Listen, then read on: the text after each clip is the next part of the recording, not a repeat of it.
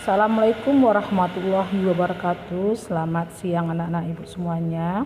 Apa kabar? Ibu doakan semoga kita semua dalam keadaan sehat walafiat dan semoga kita terhindar dari wabah virus corona. Amin. Baiklah, materi kita siang ini yaitu mengenai penyelenggaraan pertemuan rapat. Sebelum kita masuk materi terbaru, kita ulang sedikit materi kita sebelumnya, yaitu mengenai persiapan pertemuan atau rapat, di mana ada beberapa hal yang harus kita persiapkan, yaitu pembuatan agenda rapat dan susunan acara, menentukan peserta, membuat undangan, membuat daftar hadir, mempersiapkan bahan, mempersiapkan peralatan dan perlengkapan, mempersiapkan ruangan, akomodasi atau penginapan, transportasi, konsumsi, kesehatan, dan pengecekan persiapan terakhir. Baiklah, kita masuk materi kita, yaitu mengenai penyelenggaraan pertemuan rapat.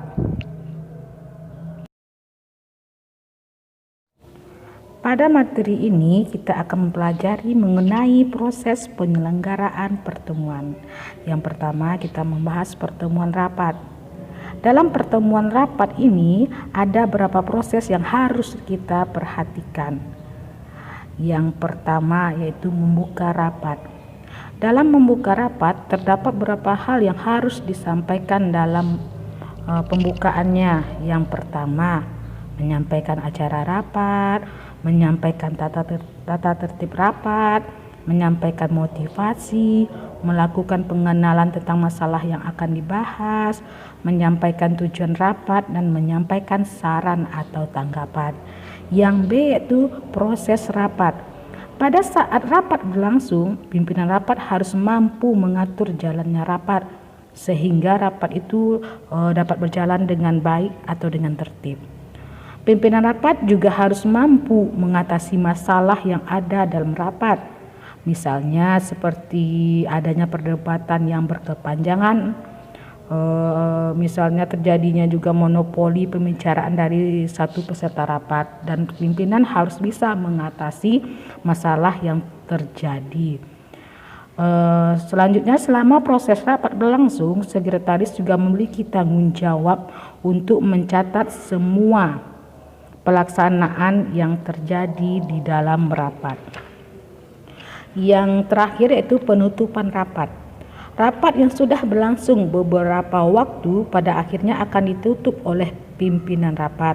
Tetapi jika selama rapat belum mendapatkan suatu keputusan, maka selaku pimpinan rapat dapat menunjuk tim khusus yang diberi tugas untuk menyelesaikan masalah tersebut. Selanjutnya kita akan membahas mengenai tipe-tipe pimpinan rapat. Di sini ada 3 bentuk tipe pimpinan rapat. Yang pertama yaitu tipe otoriter, di mana tipe otoriter ini seorang pimpinan merupakan yang sering memaksakan kehendaknya.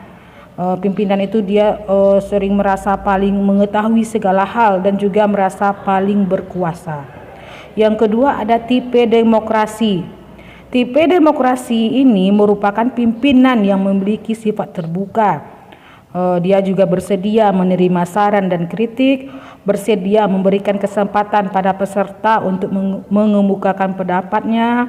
Dia juga berperan sebagai pengarah, pembimbing, dan pemberi petunjuk. Yang ketiga yaitu tipe laissez-faire, di mana pada tipe ini pimpinan merupakan yang memberikan kebebasan pada peserta rapat untuk mengendalikan berlangsungnya rapat. Pada tipe ini pimpinan memiliki sifat yang pasif dan cenderung masa bodoh, tidak memiliki inisiatif, dan pimpinan cenderung bersikap sebagai penonton. Baiklah, selanjutnya kita akan membahas mengenai tipe-tipe peserta rapat. Di sini ada 7 tipe-tipe peserta rapat. Yang pertama yaitu tipe pemberi informasi. Dalam tipe ini, peserta rapat memiliki wawasan dan ilmu pengetahuan yang luas. Peserta tipe ini juga dijuluki sebagai kamus berjalan. Yang kedua yaitu tipe pemberi semangat.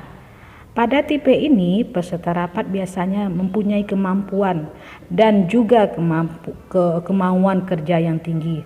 Tipe ini mampu menggerakkan orang lain. Pada dasarnya, peserta rapat tipe pemberi semangat memiliki suatu disiplin kerja dan juga moral yang tinggi. Yang ketiga itu tipe inisiatif. Peserta rapat tipe inisiatif akan muncul pada saat rapat mengalami kebuntuan. Pada dalam keadaan itu, peserta rapat yang bertipe inisiatif akan memberikan jalan keluar untuk menyelesaikan permasalahan yang dihadapi dalam rapat. Yang keempat yaitu tipe pemersatu. Peserta rapat yang memiliki tipe pemersatu akan selalu mengusahakan terjalinnya persatuan dan kesatuan apabila terjadi perbedaan pendapat. Tipe ini sering disebut dengan juru damai. Yang kelima yaitu tipe penyerang. Peserta rapat dengan tipe penyerang biasanya akan selalu menentang berbagai pendapat orang lain. Umumnya peserta dengan tipe penyerang akan sering menyalahkan dan menimbulkan perdebatan. Mengenai hal tersebut, seorang pimpinan rapat harus cepat dalam menghadapi peserta rapat tipe ini agar tidak menimbulkan permasalahan yang baru. Yang keenam yaitu tipe perantara. Peserta rapat dengan tipe ini pada dasarnya akan bertindak sebagai pihak yang menjembatani antar orang atau kelompok yang memiliki perbedaan pendapat.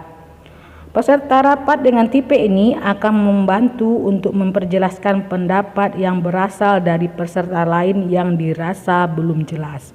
Yang ketujuh yaitu tipe pendengar. Peserta dengan tipe ini pada dasarnya mempunyai sifat pasif, sehingga peserta tipe ini hanya berperan sebagai pendengar saja. Sampai di sini dulu materi kita hari ini dan kerjakan latihan berikut ini. Assalamualaikum warahmatullahi wabarakatuh.